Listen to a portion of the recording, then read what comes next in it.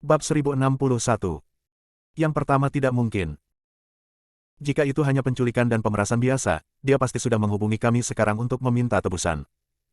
Tapi dia belum mengeluarkan suara. Keluarga Sullivan pasti telah menyuap Paman Hun dan menghasutnya untuk mendekati ibu dan ayah.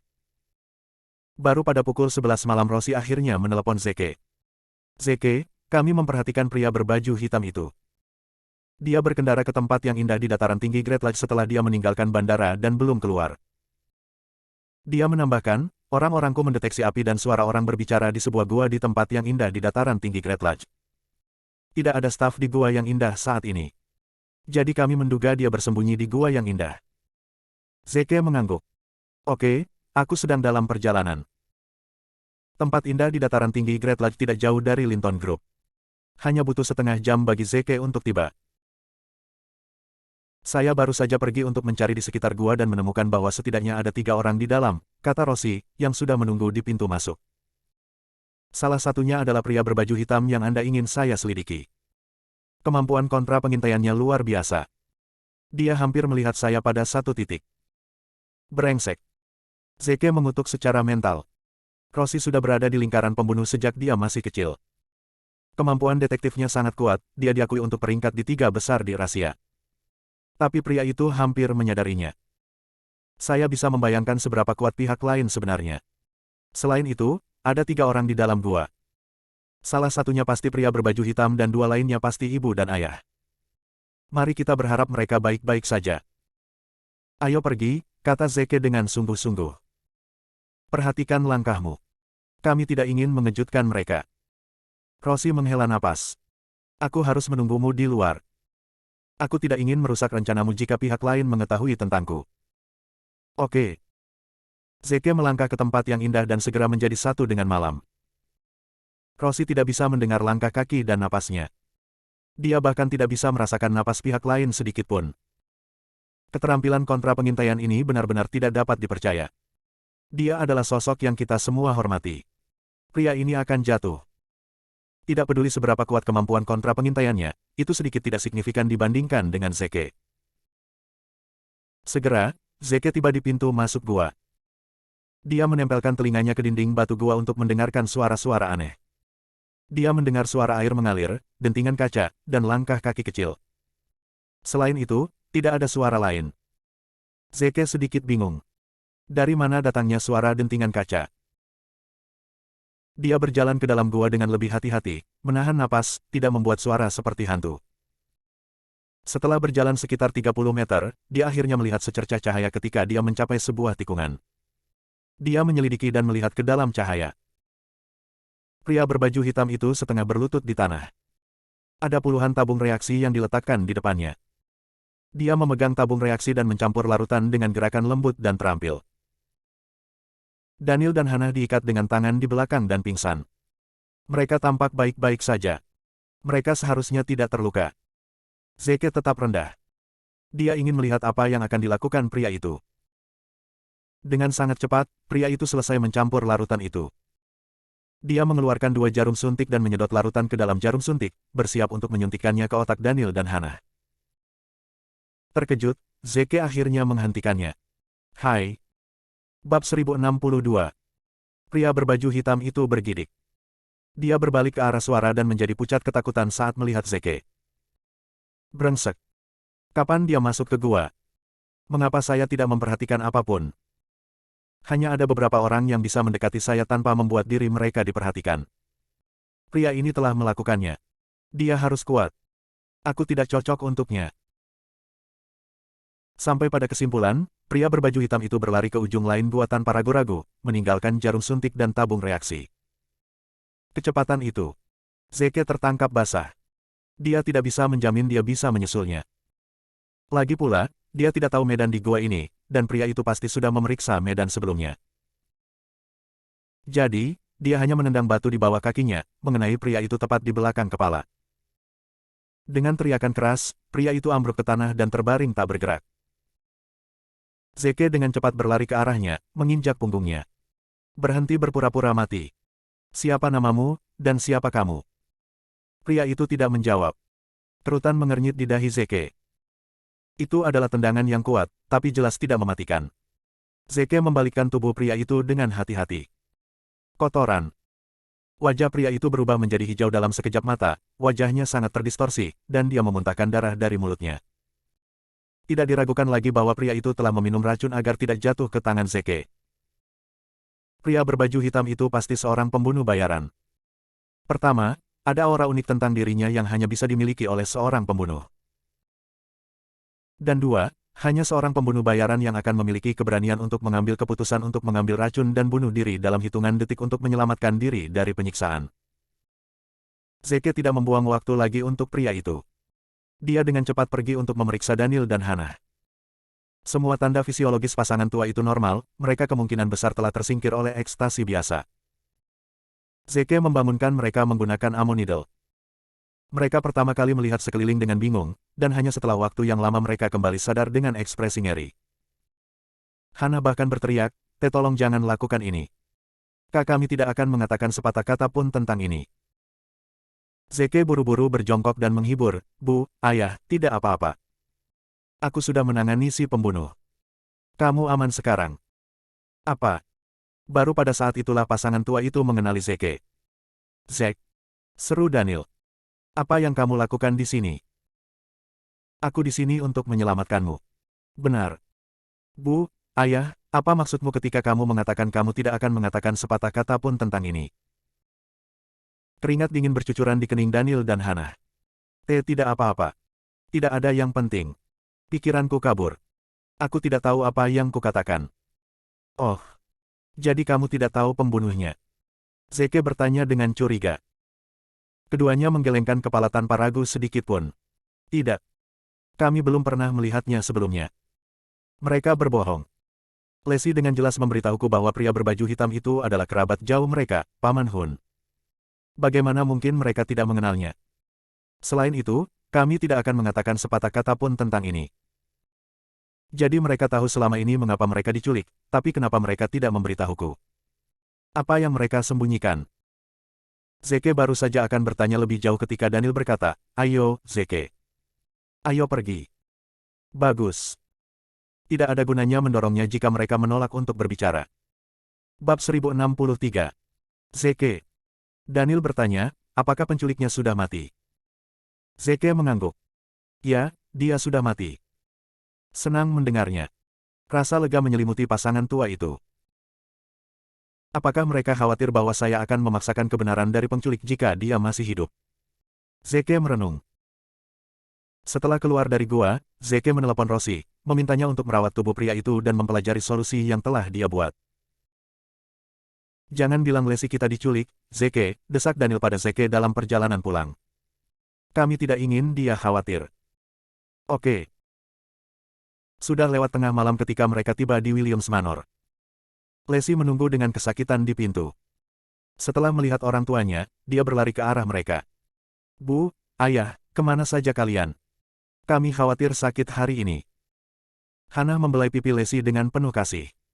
Ateville terlalu besar. Kami tersesat. Maaf karena membuat Anda khawatir. Kami benar-benar tersesat. Lacey menegur, Mom, Dad, kamu harus memberitahuku kalau kamu keluar nanti. Aku akan mengirim seseorang untuk mengantarmu. Tentu saja. Hannah tersenyum setuju. Oh ya, ucap Lacey. Orang tua Zeke ingin bertemu denganmu. Mereka menunggu di dalam. Ayo. Oke.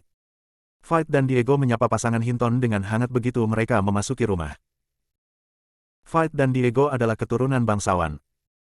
Mereka memiliki keanggunan yang luar biasa, ucapan dan cara mereka halus. Karena Hannah dan Daniel hanyalah orang biasa, mereka agak pendiam di depan mereka. Tapi Fight dan Diego penuh perhatian. Sebagian besar percakapan mereka berkisar pada topik sehari-hari. Dengan lelucon Lacey sesekali untuk mengatur suasana, Hannah dan Daniel perlahan-lahan mengendur dan mulai berbicara dengan fasih. Melihat waktunya hampir tepat, Fight memotong pembicaraan saat dia menyajikan teh pasangan Hinton dan berkata, Zeke dan Lacey tidak bertambah muda. Sudah waktunya untuk membicarakan pernikahan mereka. Bagaimana kalau kita tentukan tanggalnya sekarang jadi kita bisa bersiap-siap untuk pernikahan? Hannah dan Daniel tersentak mendengar kata pernikahan. Mereka saling bertukar pandang yang hanya bisa dibaca oleh mereka berdua. Seolah-olah mereka memiliki sesuatu yang sulit untuk disuarakan. Pernikahan bukanlah permainan anak-anak. Kita tidak boleh menganggap enteng ini, Daniel angkat bicara. Sekarang sudah larut, dan kita sebenarnya sedikit lelah karena berkeliaran sepanjang hari. Bagaimana kalau kita memilih waktu lain hari untuk membahas ini dengan benar? Fight dan Diego tidak terlalu memikirkannya dan mengangguk sebagai jawaban. Zeke dan Lacey, bagaimanapun, tidak bisa membungkus kepala mereka di sekitarnya.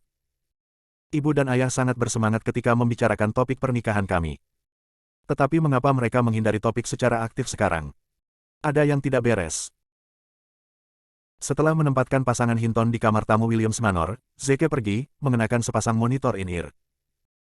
Dia telah menanam bak pada Daniel dan Hannah karena dia ingin mendengarkan topik menyakitkan yang disembunyikan pasangan tua itu.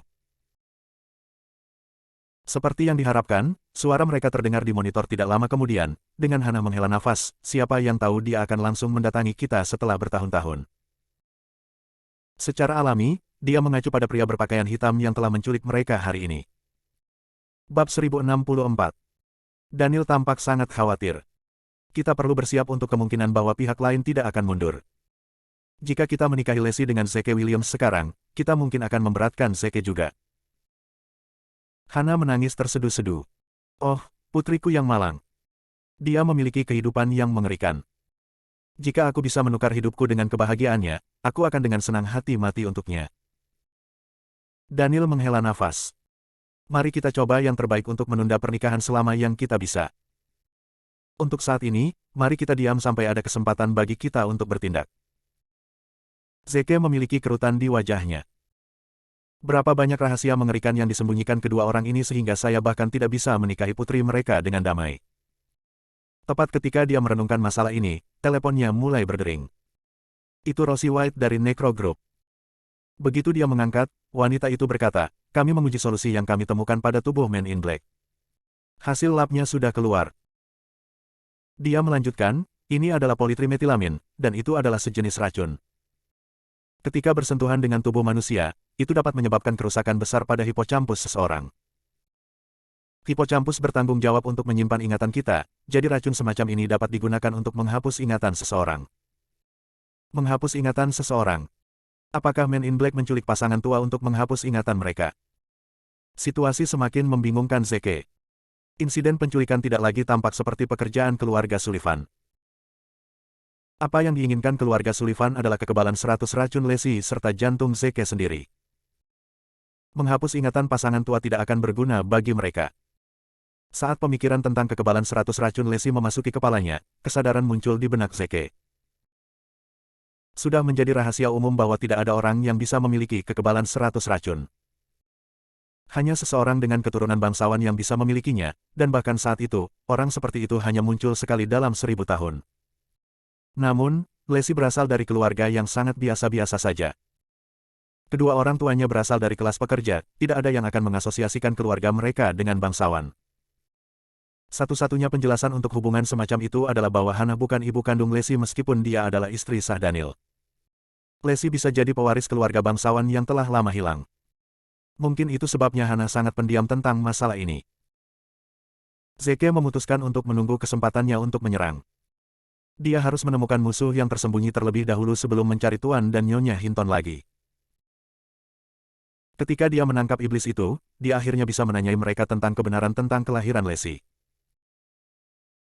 Zeke dengan cepat menelepon keserakahan serigala melalui telepon dan menyuruhnya mengirim beberapa orang untuk menjaga keluarga Hinton aman dari bahaya. Keluarga Hinton secara terbuka bermusuhan dengan keluarga Sullivan ketika mencoba untuk menangkis musuh yang tidak dikenal pada saat yang sama. Masa-masa sulit ada di depan mereka. Di rumah keluarga Sullivan di Kepulauan Selatan, Lennon Sullivan yang berkursi roda menoleh ke neneknya, berkata, "Nenek, saya akhirnya mengerti bagaimana Zeke Williams berhasil memaksa Phobos dan Deimos untuk tunduk." Dengan tenang, Lady Sullivan bertanya, "Oh, katakan." Lennon buru-buru meluncurkan penjelasannya. "Kita semua tahu bahwa Phobos dan Deimos dikalahkan oleh Marsekal besar. Dia satu-satunya yang mereka takuti. Sudah menjadi rahasia umum bahwa ketika Marsekal besar menyerang, gerakan khasnya adalah mengenakan sarung tangan putihnya." Dia melanjutkan, "Pada hari Zeke menghadapi Phobos dan Deimos, saya melihat bahwa dia mengenakan sepasang sarung tangan putih. Dalam keadaan panik, Phobos dan Deimos mungkin salah mengira Zeke Williams yang memakai sarung tangan sebagai Marsekal Agung. Penjara penjaga sebenarnya telah memberitahuku tentang ini sebelumnya. Setiap kali mereka mengenakan sarung tangan putih, Phobos dan Deimos akan mulai gemetar ketakutan. Lady Sullivan menarik napas panjang. Jadi begitu. Aku tahu itu. Zeke Williams tidak akan pernah memiliki kemampuan untuk mengalahkan Phobos dan Deimos. Aku yakin dia hanya berpura-pura. Lennon kemudian bertanya, Nenek, bagaimana kita bisa mengalahkan Zeke? Jika kita tidak menyingkirkannya, tidak mungkin kita bisa mendapatkan Lacey. Lady Sullivan berkata dengan licik, sekarang semuanya sudah mencapai puncaknya, kita hanya bisa mengundang Francis Sullivan keluar dari pengasingan untuk membantu kita. Lennon sangat gembira. Francis Sullivan adalah senjata pamungkas keluarga Sullivan. Bab 1065.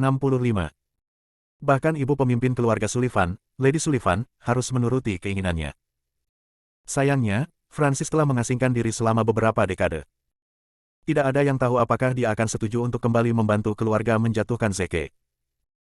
Namun, satu hal yang pasti. Jika Francis setuju untuk keluar dari pengasingan, Zeke pasti akan kalah telak. Lady Sullivan segera tiba di sarang Francis Sullivan, ditemani oleh banyak putra dan putri keluarga Sullivan. Ketika mereka tiba, mereka melihat sebuah puri yang dibangun dengan gaya arsitektur barok. Disitulah Francis tinggal sejak dia memasuki pengasingan. Untuk menghormati Francis, keluarga Sullivan melarang orang luar berkeliaran di sekitar area tersebut. Biasanya tidak ada orang yang diizinkan untuk menginjakkan kaki ke dalam puri. Semua delegasi dari keluarga Sullivan, termasuk Lady Sullivan sendiri, berlutut di pintu masuk Cate. Yang terakhir menceritakan seluruh masalah kepada Franciscus dan memohon padanya untuk membantu mereka dalam perang melawan musuh-musuh mereka. Namun, bahkan setelah Lady Sullivan selesai menceritakan peristiwa itu kepadanya, Francis menolak untuk keluar dari istana. Tidak ada suara yang terdengar dari dalam rumah. Hal ini membuat seluruh keluarga Sullivan merasa sangat kecewa. Namun, ketika Lady Sullivan menyebutkan Lacey memiliki kekebalan 100 racun, Francis akhirnya bergerak. Apakah kamu yakin itu kekebalan 100 racun yang dia miliki? Lady Sullivan segera menjawab, saya sangat yakin akan hal itu. Franciscus tertawa terbahak-bahak. Kekebalan 100 racun. Sungguh hadiah luar biasa yang diberikan para dewa kepada keluarga Sullivan kita. Kita harus menangkapnya. Ceritakan lebih banyak tentang gadis ini. Lady Sullivan buru-buru menjelaskan, dia lahir dari orang tua kelas pekerja. Namun, dengan bantuan bajingan Zeke Williams, dia berhasil mendirikan Linton Group di kemudian hari. Dia telah menjalankan Linton Group selama beberapa tahun terakhir, perusahaan baru mulai terbentuk. Francis merasa sedikit bingung. Bagaimana dia bisa lahir dari keluarga kelas pekerja? Itu sangat tidak mungkin. Hanya mereka yang terlahir dari bangsawan yang dapat memiliki kekebalan 100 racun. Selain itu, orang seperti ini hanya muncul sekali setiap beberapa ratus tahun, setelah beberapa generasi energi yang kuat akhirnya berkumpul dalam tubuh satu keturunan.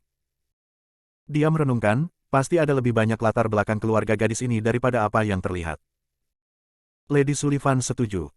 Francis, kau benar sekali. Kami cukup yakin bahwa orang tua Lacey bukanlah orang tua kandungnya. Pada akhirnya, Francis setuju, baiklah. Saya akan membantu Anda semua menyingkirkan Zeke Williams. Kita harus menangkap Lacey Hinton yang telah Anda sebutkan dengan segala cara. Lady Sullivan memperingatkannya, Francis, Zeke adalah seorang pria dengan beberapa kemampuan. Kita tidak bisa meremehkannya.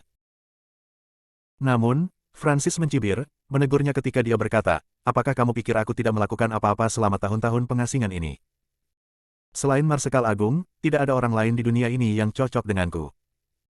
Ya. Hati anggota keluarga Sullivan melonjak kegirangan. Setelah mereka pergi, gerbang kastil akhirnya terbuka. Seorang pria tua yang sangat keriput dengan seluruh kepala berambut putih perlahan berjalan keluar dari istana. Dia adalah Francis Sullivan. Dari pandangan sekilas, siapapun bisa tahu bahwa usianya sudah sangat lanjut. Namun, aura berbahaya yang dia pancarkan masih membuat banyak orang menggigil ketakutan. Francis menatap ke langit, mendesah dengan emosi yang dalam. Ateville, sudah lama sekali. Dia naik jet keluarga yang telah diatur sebelumnya dan terbang ke Williams Manor di Ateville. Ketika keluarga Williams mengetahui fakta bahwa Francis Sullivan telah tiba di rumah keluarga mereka, seluruh manor meledak menjadi kekacauan.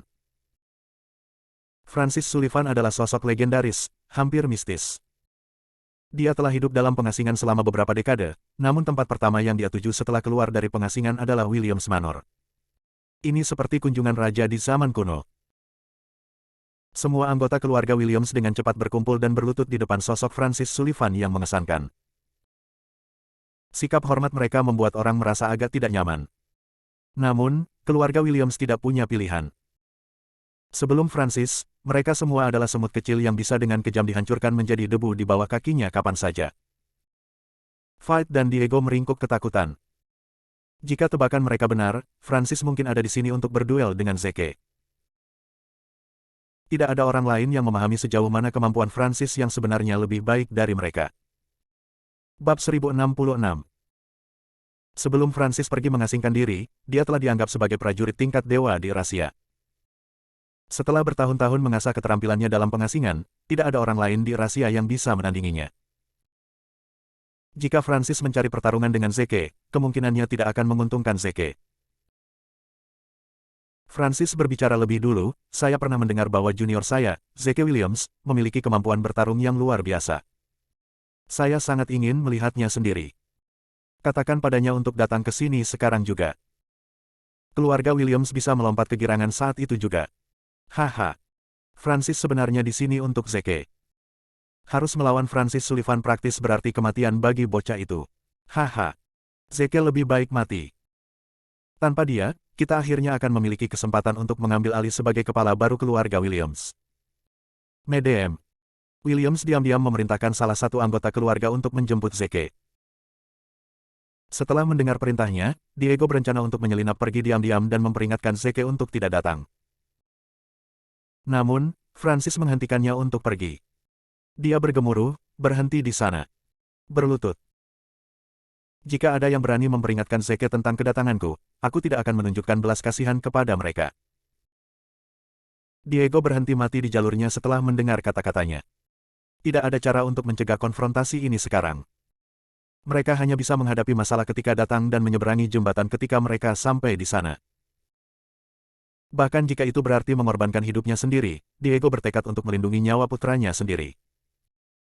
Di kantor Linton Group, Zeke menderita sakit kepala hebat. Sudah hampir 4 hari. Namun, musuh tersembunyi itu tidak muncul kembali untuk menyerang Daniel dan Hannah lagi. Tanpa mereka muncul kembali, Zeke tidak punya cara untuk menyelidiki kebenaran masalah ini. Aku yakin mereka sangat takut padaku sehingga mereka tidak akan menyerang lagi, dia menghela nafas tak berdaya. Sekelompok orang ini benar-benar waspada. Selama aku masih hidup, mereka mungkin tidak akan melancarkan serangan lagi. Saat dia sedang memikirkan situasi sulit ini, salah satu anggota keluarga Williams muncul di depan pintunya.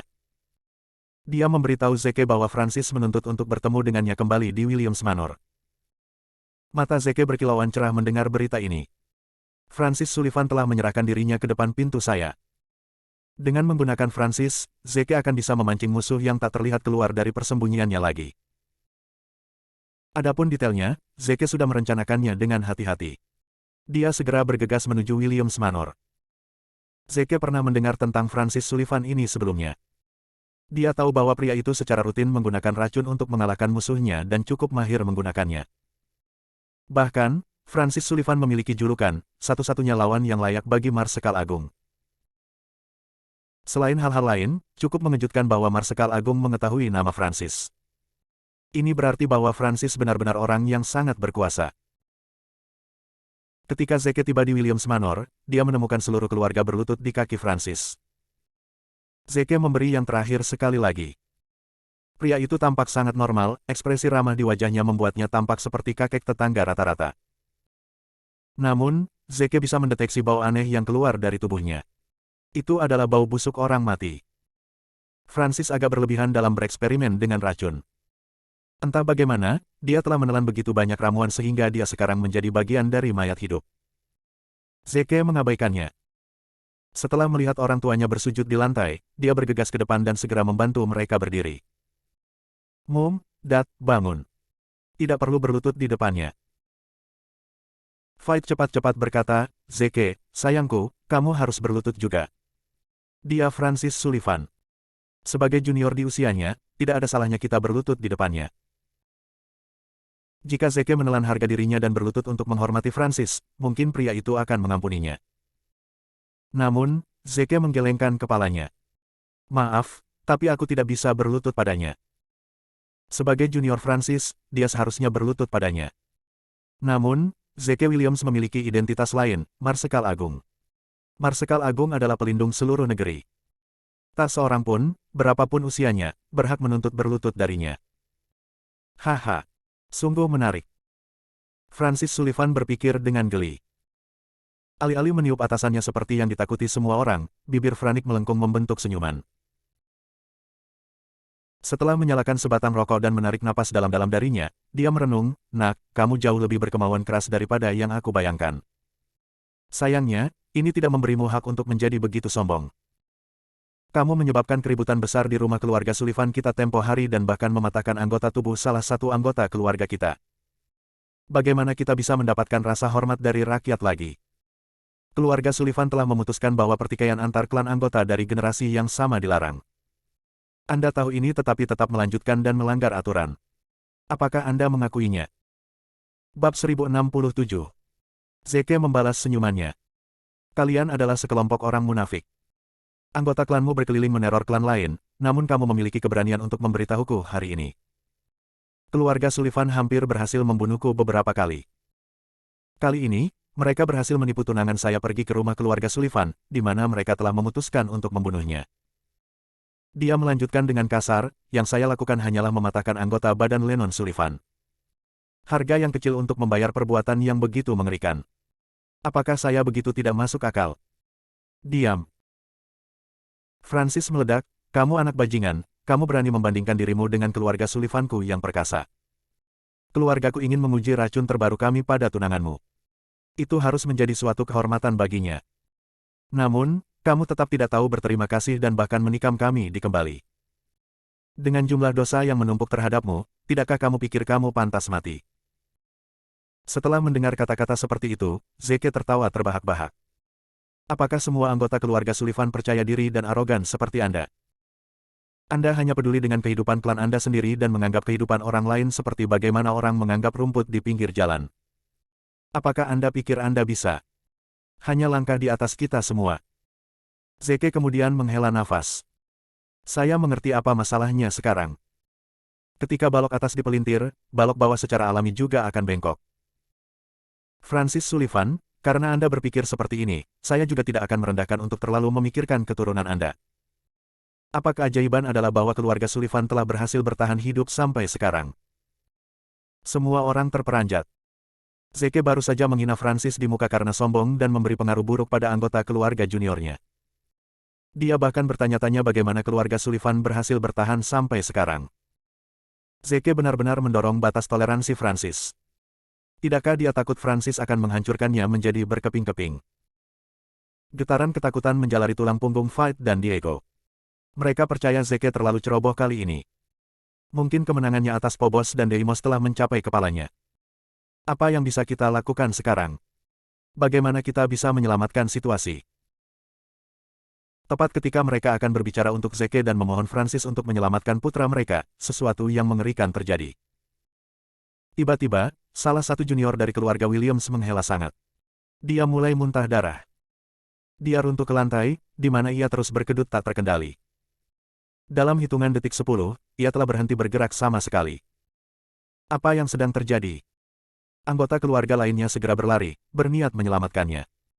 Namun, ketika mereka sampai padanya, dia sudah mati. Medem. Williams tampak hancur. Menyaksikan salah satu anggota rumah tangga yang lebih muda pergi sebelum waktunya adalah perasaan yang mengerikan. Ada apa? Apa dia mengidap penyakit akut? Anggota keluarga lainnya dengan cepat menjawab, "Tidak, dia tidak, atau setidaknya tidak. Dia pergi untuk pemeriksaan kesehatan beberapa hari yang lalu, dan dia tampak sangat sehat." Dengan dingin, Francis menyela mereka. "Kebetulan, apakah dia perokok berat?" Anggota keluarga Williams mengangguk dengan bingung. Mengapa Francis menanyakan hal ini? Apa hubungan kematiannya dengan kebiasaan merokoknya? Francis menaruh rokoknya dengan sebuah film. Aku tidak akan berbohong kepada Anda. Asap rokok saya menghasilkan mengandung sejumlah besar gas beracun. Ini semacam gas beracun hanya berbahaya bagi orang yang merokok. Anak ini dari Anda di sini mungkin diracun sampai mati. Apa? Rambut keluarga Williams berdiri. Francis berhasil mengambil hidup hanya dengan merokok. Ini benar-benar karya seorang rakasa menakutkan. Dengan suara gemetar, "Medem." Williams berkata, "Francis Sullivan, apakah cucu saya ini pernah menyinggung Anda sebelumnya?" Franciscus menggelengkan kepalanya. "Tidak, Medem." Williams kemudian bertanya, "Lalu mengapa kamu meracuninya sampai mati?" Franciscus mencibir. "Haha. Jika aku benar-benar ingin membunuhnya, apakah aku harus melakukan sejauh itu?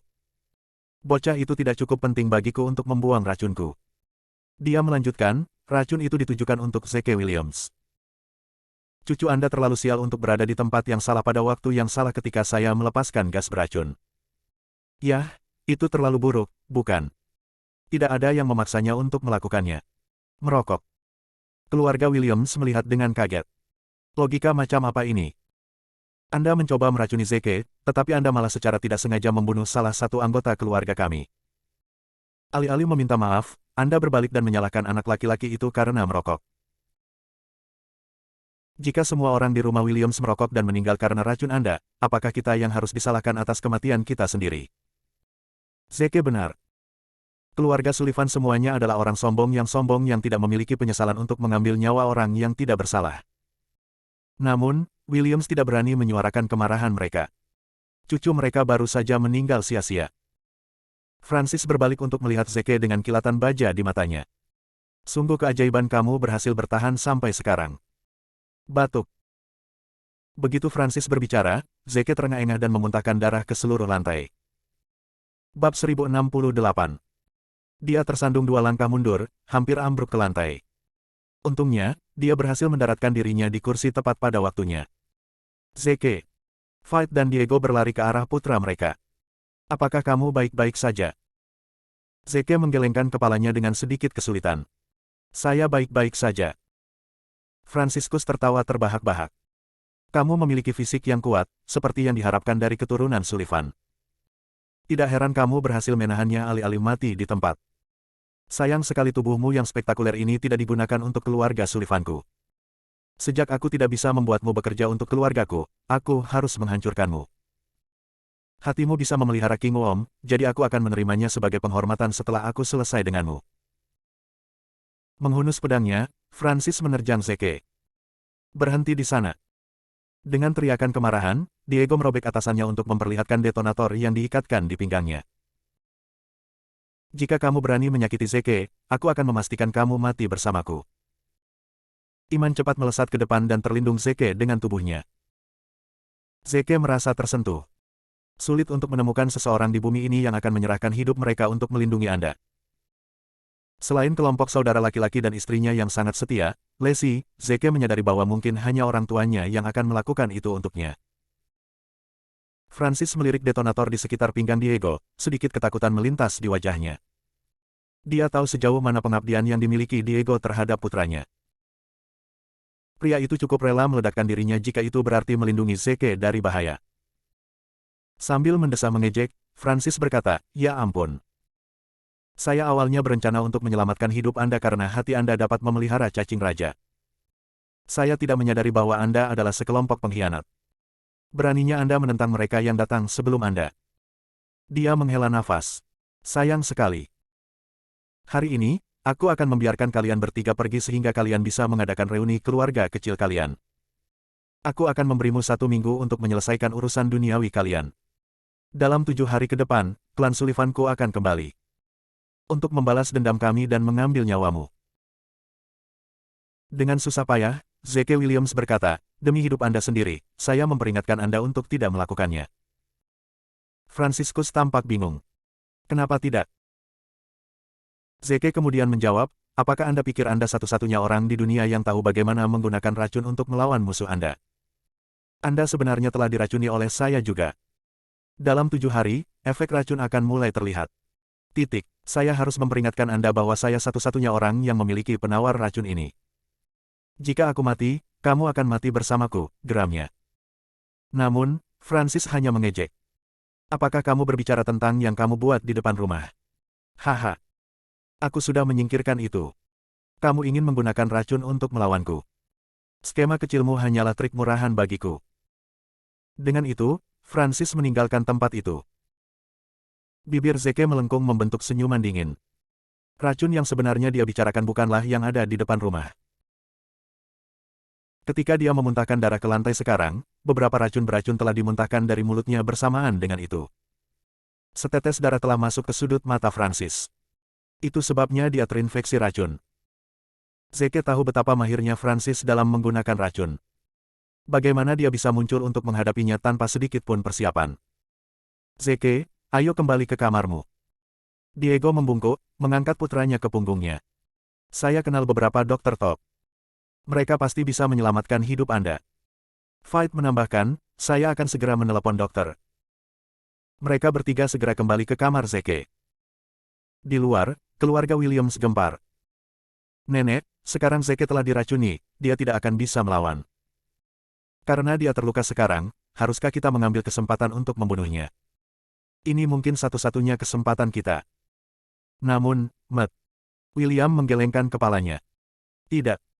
Apakah kamu tidak mendengar apa yang baru saja dikatakan Francis Sullivan? Keluarga Sullivan mengincar hati Zeke. Jika dia mati di tangan kita, keluarga Sullivan mungkin memilih untuk menyelidiki masalah ini. Selain itu, Diego memiliki detonator sekarang.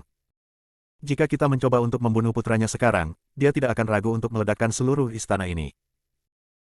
Namun, anggota yang lebih muda tidak puas dengan penjelasannya. Tapi salah satu saudara kita mati karena dia. Jika kita tidak mengejar pembunuhnya, bagaimana kita bisa membiarkan jiwanya beristirahat dengan tenang? Medem. William tersenyum kejam. Kami tidak bisa membunuh Zeke, tapi kami yakin bisa menyiksanya. Kami akan membuang seluruh keluarga mereka dari kediaman Williams tanpa satu sen pun atas nama mereka. Selain itu, kirim kabar ke rumah sakit bahwa mereka tidak boleh mengambil merawatnya atau merawatnya. Biarkan mereka berkeliaran di jalanan dalam keadaan sakit dan putus asa. Mereka akan mati kelaparan dalam cuaca dingin. Bab 1069. Ya. Anggota keluarga Williams mengangguk setuju. Fight dan Diego membantu Zeke ke tempat tidurnya. Setelah itu, mereka keluar dari ruangan dan memanggil para dokter, memohon agar mereka merawat putra mereka yang terluka. Ditinggal sendirian di tempat tidurnya, Zeke Williams merogoh sakunya untuk mencari batang kecil rhodiola rosea dan menelannya.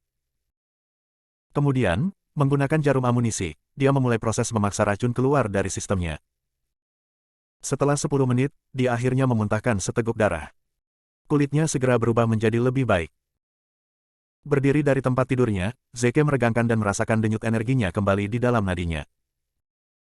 Namun, dia masih merasa sedikit pusing. Dengan perhitungan kasarnya, akan butuh 1 jam lagi sebelum dia kembali ke kondisi puncaknya. Mengambil napas dalam-dalam, Zeke merenung, kakek tua itu.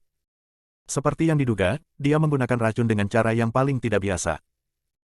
Jika saya tidak memberikan jarum pemanjang kehidupan kepada diri saya sendiri sebelumnya, saya mungkin akan mati. Betapa indahnya. Semua orang tahu bahwa saya telah diracuni dan dikurangi menjadi lumpuh sekarang. Bersembunyi musuh dalam bayang-bayang tidak akan begitu hati-hati dari saya lagi. Dia harus kembali untuk membunuh orang tua Lesi ini setiap saat sekarang, ujar dia. Semuanya berjalan sesuai rencana Zeke. Setelah mendengar langkah kaki Fight dan Diego yang mendekat, Zeke segera membalas di balik selimutnya. Dia tidak ingin memberitahu siapapun bahwa dia telah mendetoksifikasi racun itu sendiri, termasuk orang tuanya yang pengasih. Ini untuk mencegah kemungkinan karakter jahat menangkap informasi tersebut. Fight dan Diego segera memasuki ruangan dengan rasa bersalah tertulis di wajah mereka. Zeke, kami baru saja menghubungi semua dokter yang kami kenal. Namun, keluarga Sullivan bertindak terlalu cepat. Bahkan sebelum kami bisa menghubungi para dokter, keluarga Sullivan sudah memanggil mereka untuk memperingatkan agar tidak merawatmu. Jangan khawatir. Bahkan jika kita harus berlutut di depan mereka, kita akan mendapatkan salah satu dari mereka untuk mengobati Anda pada akhirnya, janji mereka dengan penuh tekad. Yang mengejutkan mereka, Zeke berkata, tidak perlu untuk itu. Hidupku sudah keluar dari bahaya. Sayangnya, racun itu telah menyebabkan kerusakan permanen pada sistem sarafku. Sisa hidupku. Orang tuanya tampak terkejut. Bagaimana mungkin? Bagaimana kamu bisa selamat dari serangan racun yang diluncurkan oleh Francis Sullivan sendiri? Tapi kamu sudah terlihat jauh lebih baik, Zeke. Diego dengan cepat memeriksa pernapasan dan detak jantung putranya. Mereka tidak tampak seperti orang yang baru saja berjalan-jalan di ambang kematian 1 jam yang lalu. Orang tuanya bingung dengan wahyu itu. Zeke, bagaimana kamu melakukannya? Zeke menjawab, saya sebenarnya berpengalaman dalam pengetahuan medis. Saya juga memiliki beberapa pencapaian medis saya sendiri. Saya tidak kesulitan menjaga diri saya tetap hidup. Setelah mendengar itu, Fight dan Diego menghela napas panjang lega. Semuanya baik-baik saja selama putra mereka bisa hidup. Bahkan jika dia harus dihukum di tempat tidurnya selama sisa hidupnya, mereka akan menjaganya. Saat itu, pintu terbang terbuka. Keluarga Williams yang lain menerobos masuk ke dalam ruangan. Begitu dia masuk, Madame Williams langsung ke intinya. Zeke Williams, salah satu anggota keluarga kami yang tidak bersalah telah meninggal di tangan Francis Sullivan karena kamu. Kamu telah melakukan dosa terhadap keluargamu sendiri. Kamu sekarang lumpuh dan nyaris tidak dapat bertahan hidup. Oleh karena itu, setelah beberapa diskusi, seluruh keluarga kami telah memutuskan untuk melakukan hukuman yang pantas. Kami mencopot Anda dari posisi Anda sebagai kepala keluarga Williams. Anda harus segera meninggalkan Williams Manor. Mulai sekarang, saya akan menjadi kepala baru keluarga Williams. Keluarga William. Zeke tertawa pelan pada dirinya sendiri. Dia sudah menduga bahwa Williams akan jatuh cinta pada taktik ini, tetapi dia tidak mengira mereka akan bertindak begitu cepat. Mereka bahkan tidak memberinya waktu untuk bernapas. Betapa kejamnya. Diego berada di samping dirinya sendiri dengan kemarahan saat dia berdebat, "Ibu, Zeke adalah cucumu. Dia sakit dan terluka sekarang. Jika kamu mengusirnya dari rumah sekarang, dia tidak akan bisa bertahan. Selain itu, Zeke pernah menyelamatkanmu dari dibunuh oleh Zah. Bagaimana kamu bisa memperlakukannya begitu kasar?" "Diam, Madame." Williams meludah dengan getir, "Keputusan ini dibuat oleh semua orang. Aku tidak bisa mengubahnya sesukaku.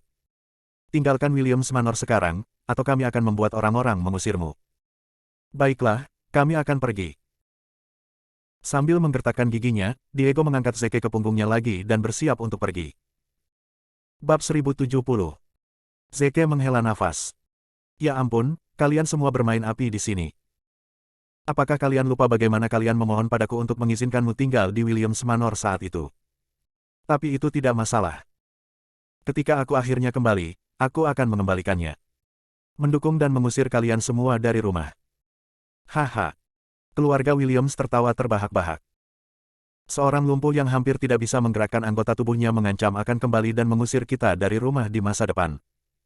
Betapa tidak masuk akalnya." Diego dan Fight membawa Zeke ke kantor Linton Group.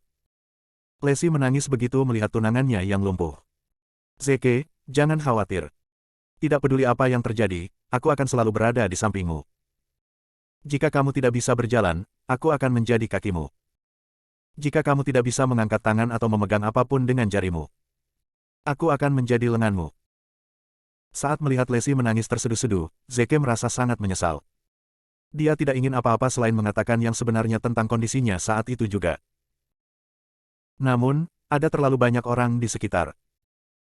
Dengan gambaran besar dalam pikirannya, Zeke berhasil menahan diri untuk tidak mengungkapkan kebenaran kepada istri tercintanya. Dia berkata untuk meyakinkannya, "Lacey, jangan khawatir. Saya baik-baik saja. Kembali bekerja. Linton Group tidak akan berkembang tanpa Anda yang memimpinnya." "Tidak." Lacey segera menolak lamarannya. "Tidak peduli seberapa besar bisnis saya tumbuh, dan tidak peduli berapa banyak uang yang saya hasilkan, hidup saya tidak akan berarti tanpa Anda.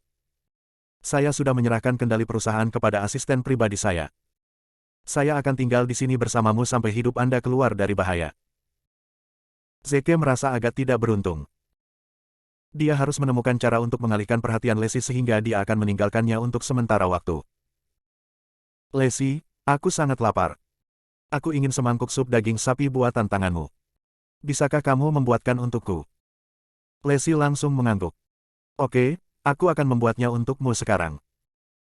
Dengan itu, dia pergi ke pasar untuk membeli bahan untuk sup. Dengan alasan bahwa dia menginginkan kedamaian sendiri, Zeke berhasil membuat semua orang meninggalkan ruangan. Ketika dia akhirnya sendirian di kamar, Zeke mengeluarkan ponselnya dan menelepon Rosie White. Rosie, aku butuh bantuanmu untuk sesuatu. Aku ingin kau menyelinap ke Williams Manor dan menemukan cara untuk mengeluarkan Zah Williams yang dipenjara dari sana. Aku ingin bertemu dengannya. Syukurlah dia tidak membunuh saudara kembarnya saat itu. Dia akhirnya menemukan kegunaan untuk Zah hari ini. Ketika Rosie akhirnya berbicara, suaranya agak serak, dia terdengar seperti baru saja selesai menangis. Tidak diragukan lagi, dia sudah mendengar tentang kondisi Zeke. Dia berkata, Zeke, aku sudah mendengar tentang apa yang terjadi padamu. Jangan khawatir. Bahkan jika itu berarti aku harus mengorbankan seluruh grup Nekro, aku akan menemukan cara untuk membalaskan dendammu. Dengan cepat, Zeke berkata, Rosie, jangan bertindak gegabah. Aku sendiri ingin membalas dendam padanya. Itu jauh lebih berarti, bukan? Jangan coba-coba melawan Francis Sullivan, Rosie. Rosie White sama sekali bukan tandingan Francis Sullivan. Sebelum dia bahkan bisa melancarkan serangan padanya, sangat mungkin dia sudah mati karena salah satu racun berbahaya Francis. Rosie White merasa agak bingung. Tapi kamu lumpuh sekarang. Bagaimana kamu akan membalas dendam? Zeke buru-buru menjawab, kamu hanya perlu bertindak sesuai dengan instruksiku. Kamu akan tahu bagaimana aku berencana untuk membalas dendam setelah malam ini. Setelah jeda singkat, Rosie berkata, baiklah. Saya akan membawa Zah Williams kembali ke gudang tempat saya bersembunyi malam ini. Apakah Anda ingin saya mengirim seseorang untuk menjemput Anda? Zeke dengan cepat menjawab, tidak apa-apa. Aku akan mencari jalan ke sana sendiri. Oke. Lacey tinggal di samping tempat tidur Zeke sepanjang malam. Tepat sebelum Downey menyingsing, dia akhirnya tertidur. Meskipun dia tertidur, dia terus memegang erat lengan Zeke. Dia melakukannya untuk berjaga-jaga jika Zeke terbangun di tengah malam dan membutuhkan bantuannya untuk sesuatu. Dia akan dapat merespons dengan cepat dalam kasus itu. Zeke dengan lembut melepaskan lengannya dari cengkramannya. Dia diam-diam turun dari tempat tidur dan menutupi Lacey dengan selimutnya. Astaga, sangat sulit berpura-pura menjadi orang lumpuh. Maaf karena membuatmu khawatir, Lacey. Jangan khawatir. Ketika akhirnya aku berhasil memancing musuh rahasia kita keluar dari persembunyian, aku akan memberitahumu segalanya.